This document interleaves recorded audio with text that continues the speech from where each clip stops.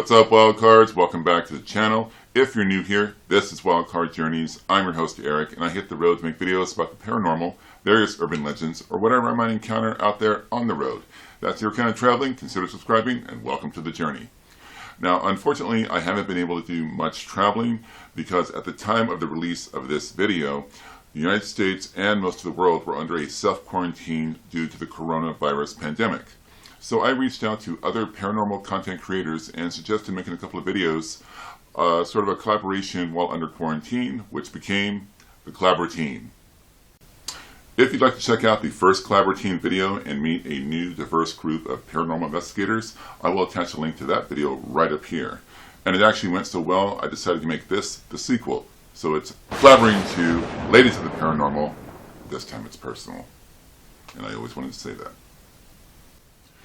Since the field of paranormal investigation can be a bit of a boys' club, men, we're such pigs. This time around, I wanted to focus on the female paranormal content creators and to keep the topics as diverse as the creators themselves. This includes podcasters, empaths, a ghost hunter, and a practicing witch. For your convenience, I've attached links to all of their websites and channels in the video description below, so you can follow them on all of their adventures into the unknown.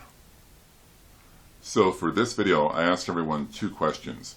What was your first experience with the paranormal when you realized that there was something else out there? And what advice would you give young women interested in this field?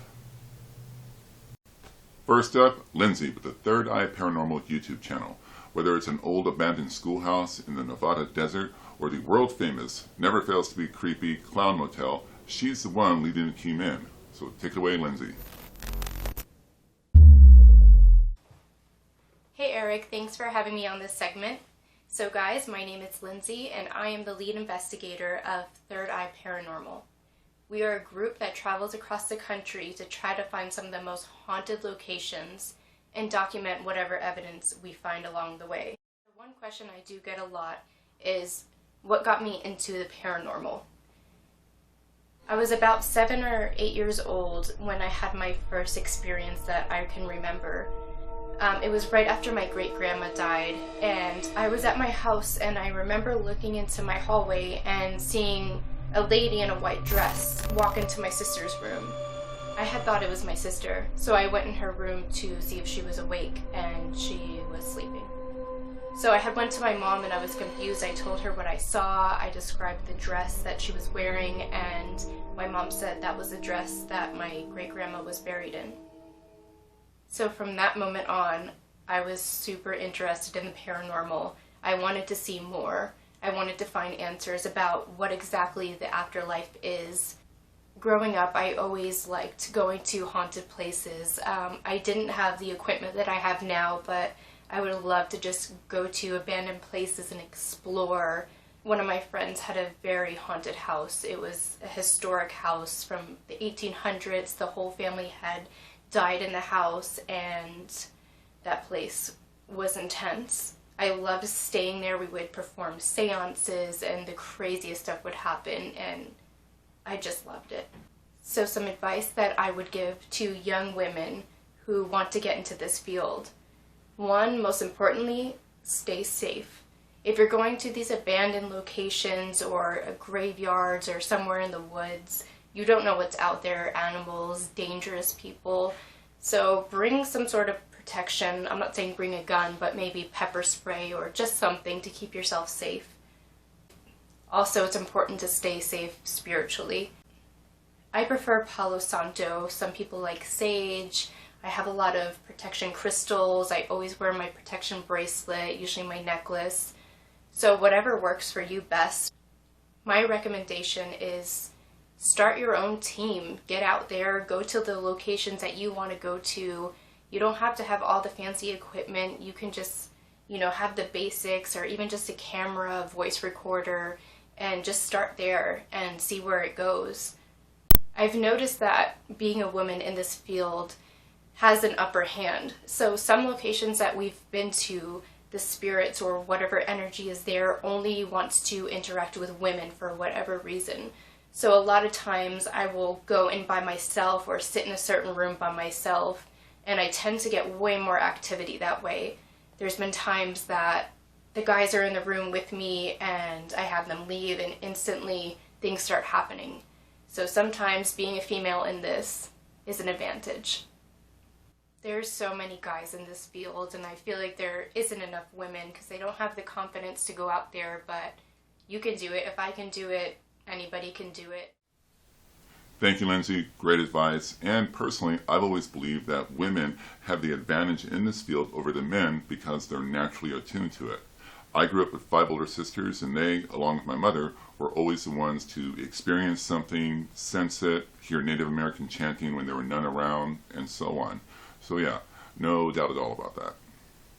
Next up, we have the Keep It Weird podcast hosted by Ashley and Lauren, paranormal researchers who cheerfully delve into topics ranging from witchcraft to the multiverse theory. What stood out to me about their show is that they welcome the scientific approach to explaining these topics, but they don't let that make it any less fun. So let's meet Ashley. Hi, my name is Ashley. I am the producer and host of the podcast Keep It Weird. We're the podcast for all things strange and unusual. We kind of go everywhere. We do perform paranormal investigations. We've been on several, but I would say that we are paranormal researchers first and foremost. I think my answer to what sparked my interest in the paranormal is similar to most paranormal investigators in that I had an experience as a child.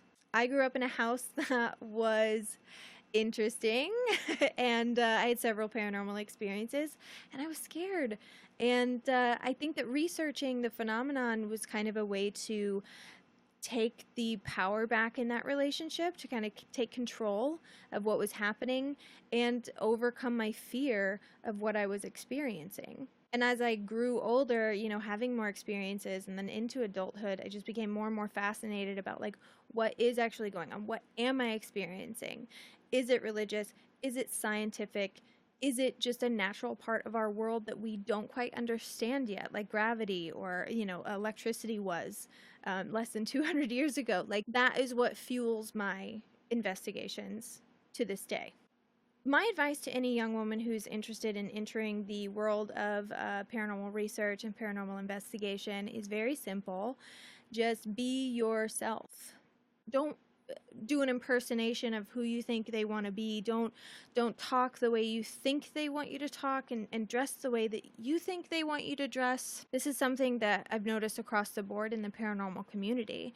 Because we are scrutinized and criticized for the things that we believe in and for presenting research and evidence to people who maybe aren't comfortable believing in those things, we're so serious. Because if we're not so serious, we won't get taken seriously. But I think that's detrimental. I think that there should be more than one archetype of person in the industry. I mean, if you look at me and if you look at my co-host Lauren, we're total goobers. We're not who you think of when you think of a paranormal investigator. We're not. And we want to see you. We want to see who you are as a person. And we want to see that in your research. We want to see that in your investigations. Be yourself, and it's just going to make you happier. It's just going to make you a better you. Thank you, Ashley. Very well said. Being yourself, bringing your own little quirks into the mix is, quite honestly, refreshing because so many people in the paranormal field are out there trying to be the next ghost adventures instead of just bringing their own style to the table. And on that subject, the Paranormal Princess has been a practicing witch for years and has even appeared on the Netflix series Haunted.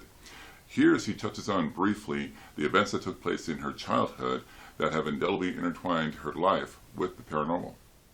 Hey guys, my name's Erin, also known as the Paranormal Princess. I have been a practicing witch for about 15 years, and I'm also a paranormal investigator and a paranormal enthusiast.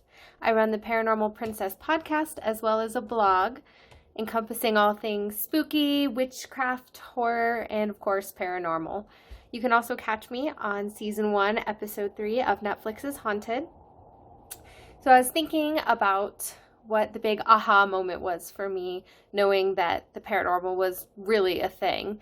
And it's kind of hard to pinpoint one moment. I grew up in a very haunted house. We would have things move around during the night. We would hear people walking. We'd hear people singing. It was pretty crazy. But if I had to choose one big thing, I started dealing with an entity that was not so great, not so nice, that I still deal with to this day, unfortunately. And that's kind of what's driven me down the path of witchcraft and trying to find answers in the paranormal. And so if you're like me and you're looking into trying to get into the paranormal field and investigate, especially as a woman, my advice to you is just don't give up. There's a team out there for you. There's a team in yourself. You can always start a team if you don't find one that fits. Keep looking. There's probably other people out there in the same boat as you who are trying to find a team to fit into. I had to go through quite a bit of messaging teams and trying things out before I ended up with the team that I'm currently on, Prism, Colorado. So yeah, just don't give up. We're all in this together. All of us ladies, men too.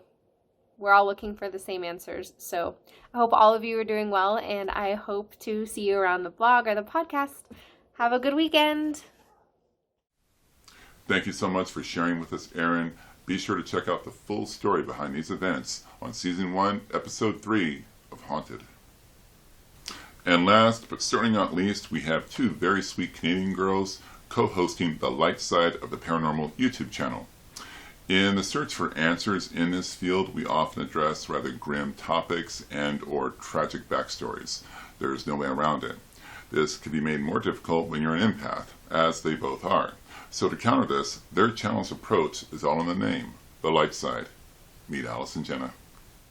Hello everyone, I'm Alice. And I'm Jenna. And we're from the Light Side of the Paranormal here on YouTube. Thank you so much to Eric for having us be a part of this collaborative team. We were so excited. And so honored, and not to mention grateful for this opportunity that you've given to us. Now, my first paranormal experience was when I was about 4 years old. I was very young. I watched a shadow boy crawl out of my TV. Jenna's first experience, she was also around the same age. She would be kept up at night by people talking to her in her room, and she would even see crowds of people in her bedroom as well. So both were very chilling experiences. But Jenna and I can both agree that we both became very fascinated with the paranormal ever since our first experience. And I think that when you're a child, you kind of think that this is normal and that everyone experiences these things. And as you get older and as you start to share your experiences, you realize that that's not normal. So if you're interested in hearing a more in-depth version of our first paranormal experiences, we do have a video all about that on our channel, so you should definitely check it out. I'm going to let Jenna take it away from here. So we were asked what advice that we would have for other women who want to get into the paranormal field. The first piece of advice that I would have is that if this interests you, forget about what everyone else says or thinks about you. If this is something you are interested in, throw all those worries out the door and just do what you are passionate about. It doesn't matter what you're into. There will always be people who don't understand, and you just have to let that go. There is a huge community out there of other paranormal investigators and other people who are interested and study these topics. Find friendships and comfort in those groups because you're not alone. Our other main piece of advice is protection, spiritually and physically. You want to make sure that you are always protected spiritually. And if you don't know how to do that, it's as easy as typing it into the Google machine and looking up ways to protect yourself spiritually before you dive into paranormal investigations or researching certain topics. And physical protection. Please remember that no amount of views or subscribers is worth you putting yourself in jeopardy. Just make sure you are always protected. Sometimes it's a little bit harder as women to get the same amount of views and subscribers as it is for male YouTubers who can do the 3 a.m. challenges in the middle of the forest or in the middle of a graveyard and go into those abandoned buildings and spend time in there alone. But it hasn't stopped us. We just have to try a little bit harder and just keep other things in mind when we are out investigating. So thank you so much for having us on your channel. We truly, truly appreciate this opportunity, and we look forward to seeing some of you guys come be paranormies over on our channel at the Light Side of the Paranormal. Thanks so much, Eric. Thank you. Thank you, Alice and Jenna. Very, very practical advice about no amount of views or subs being worth anyone's safety. There are examples all across YouTube of that going horribly wrong. And personally, I don't do those 3 a.m. middle of nowhere challenges because, well, I get scared. On a side note, you've heard it recommended in this video not to go investigating without some type of spiritual protection. A few months back, I actually made a video where I covered different methods of spiritual protection or psychic self-defense. I will leave a link to that video right up here if you're interested in checking it out. And there you have it. Once again, thank you Lindsay, Ashley, Erin, Alice, and Jenna for sharing your time and talent for the creation of this video. I really appreciate it. Be sure to check out the links down below to all of their social media so you can follow them on their adventures into the unknown. Thank you for watching. If you enjoyed this video, hit like, comment below, share it with a friend, and don't forget to hit subscribe so you can catch all of my videos as I hit the road for the paranormal, various urban legends, or whatever's out there. Thank you again, and we'll see you on the journey.